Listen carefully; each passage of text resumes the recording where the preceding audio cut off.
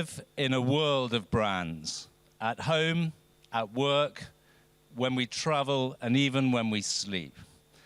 But how do you go about building these brands? How do you create compelling brand stories and, most importantly, gain the trust of the consumer? To answer these questions and debate this topic are our trailblazers, brand leaders from world-class businesses and brands and household names. We welcome all of our trailblazers today.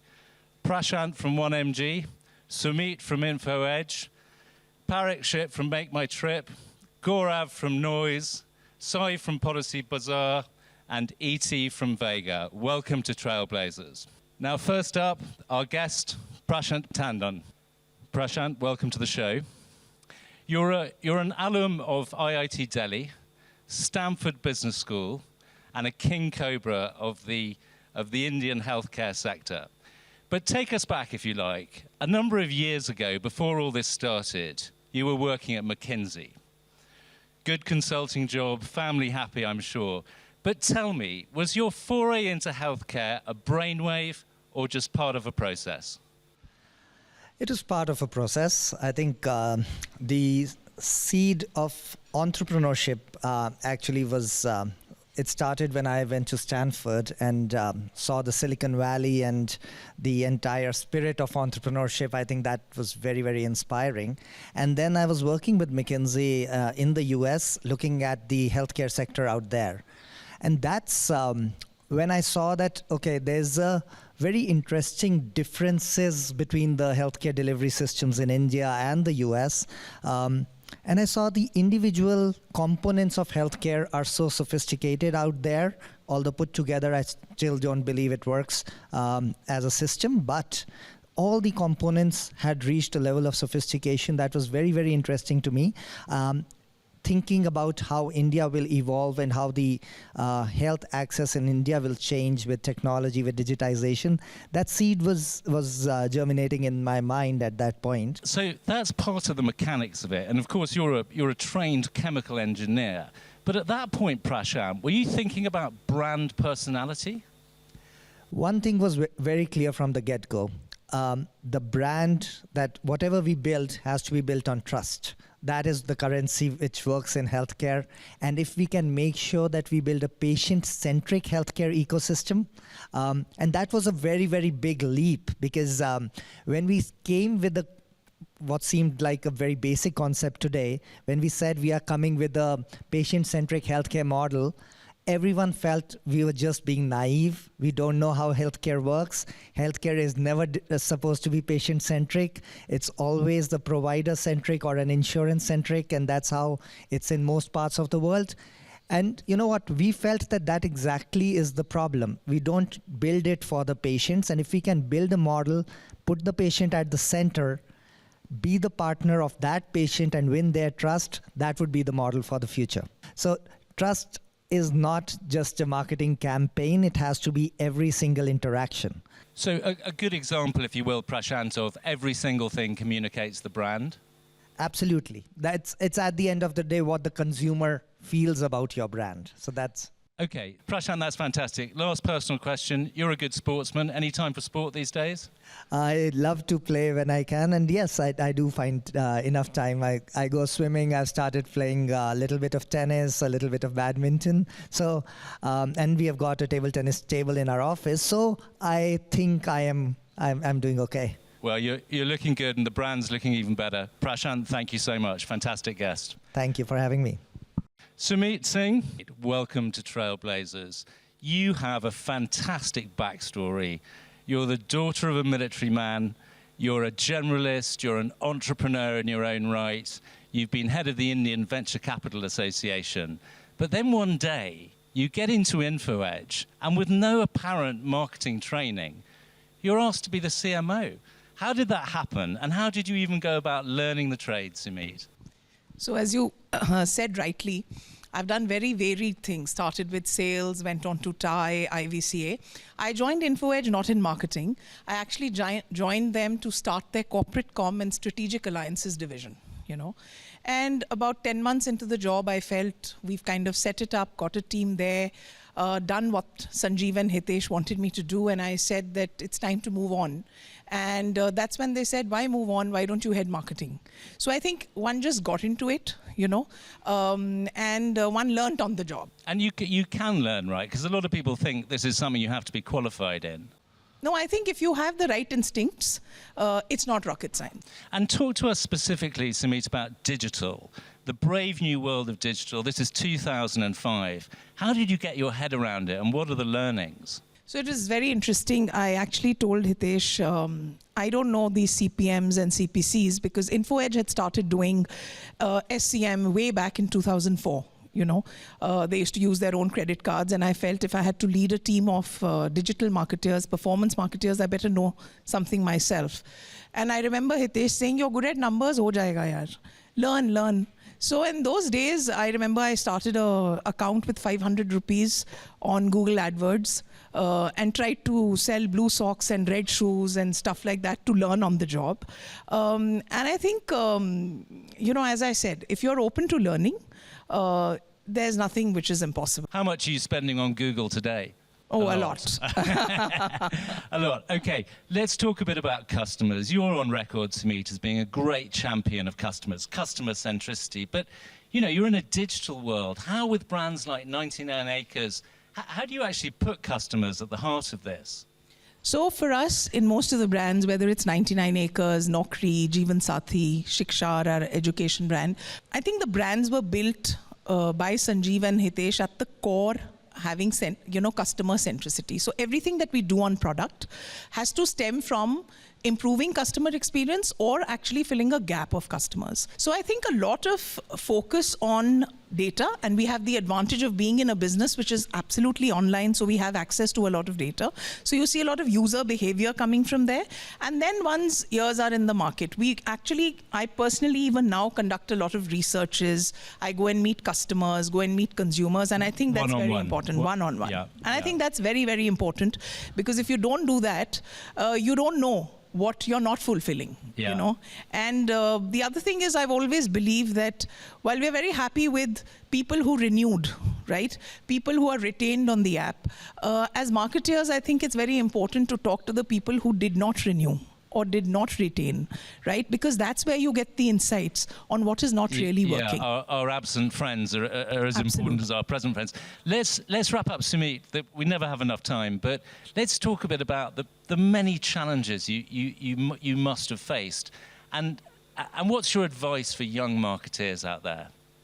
I think one, coming from my experience, I think just believe in yourself and totally believe that you can do anything. Sumit, that's fantastic insight. Thank you so much for joining us on Trailblazers. Now we're joined by Parikshit Chowdhury. You've been in every single division practically of Make My Trip, right? You've built whole parts of that business almost kind of single-handedly. So you're the right man to ask about the evolution of the brand. But of course, at the moment, we're filled with cricket fever. Start us off, will you, by telling us how you're using cricket and your consumers' connections to cricket to juice up your brand. You know, thanks for that. But Jasper, nothing is built alone. So it's always a team effort. So it's, I think, a great team led by Deep and Rajesh. And happy to be a part of this ecosystem for the last 10 years. So jumping quickly into cricket, I think what we are trying to do is put the consumer at the center stage. So the fans are the consumers, and they are at the center stage. And there is an evolving trend in India where people are looking post-COVID into looking into things like privacy and flexibility. These are two of the primary reasons why people are looking at alternative accommodation, which is homestays, villas, as places to stay. Let's go back a bit to COVID, Parikshit. Terrible time, body blow for Make My Trip. But how did you, as a marketeer, turn that crisis to your advantage? I think those were the darkest days of the travel ecosystem. And I think Make My Trip's core belief of staying with the consumer actually helped us. We did see, Jasper, our revenues plummet to zero. Zero, right? Wow. And from there, building the business brick by brick was obviously a lot of team effort and grit. But what we did at that point in time, which was very interesting, is keep the conversation alive as far as the consumer is concerned. At that point in time, the consumer needed to know what are the COVID guidelines, what are the restrictions, how can he or she travel, and not essentially look at buying and booking on Make My Trip. So we know about customer centricity, okay, and the cricket fan doing the homestays, a version of that.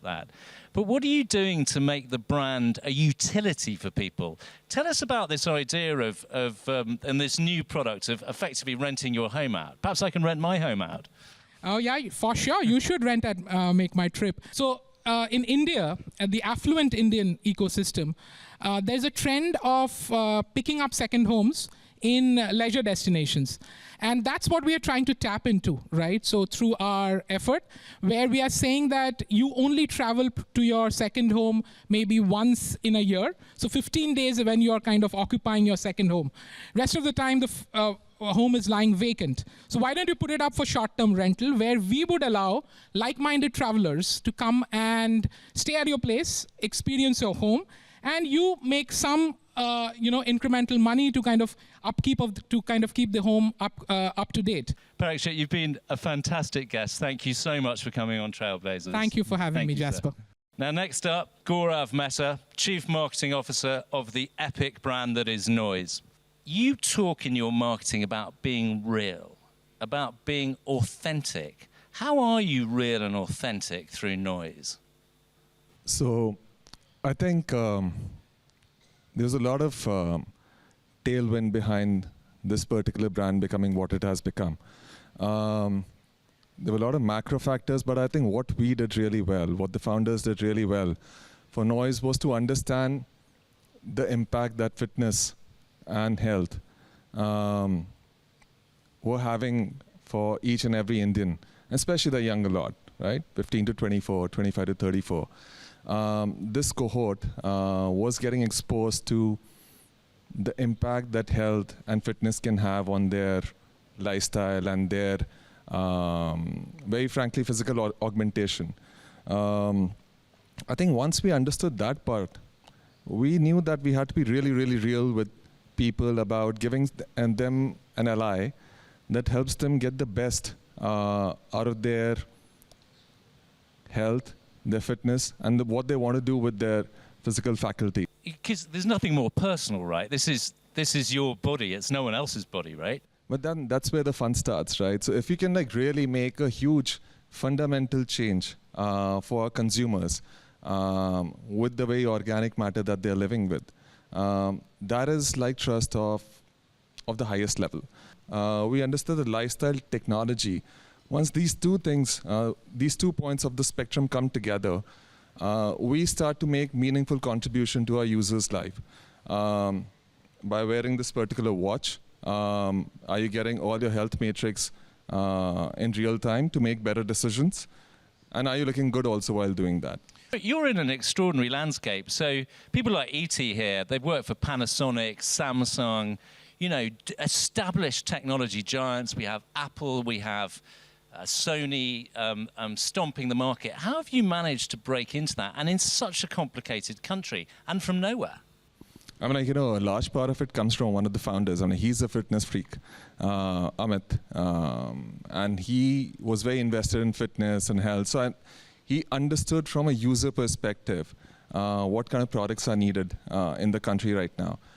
And I think some of the big calls were taken when they were not the norm. I'm about investing to make in India, about making sure that we had our own apps when nobody was investing in an app ecosystem. Very frankly, understanding that consumer mindset in India. A lot of time people say that India, just price the product low and things will sell. That's absolutely contrary to what Indians love. We like value for money, but we don't want something which is seen as cheap. So we understood that this product has to appeal to the aesthetic sense as well as the functional sense. Tell us about some of the significant big milestones when you broke through, particularly from a brand perspective, Gaurav. When did people start to say, I trust this person to be on my wrist? I think it's been a journey which got boosted because of a lot of macro factors also. We were speaking to Parikshit about the impact that COVID had on travel industry. But COVID also had like a big impact in a positive way on this wearable industry. All of a sudden, people got even more invested in health. And that's where I think a smartwatch really became something integral to their daily life as we were struggling with COVID and so on and so forth.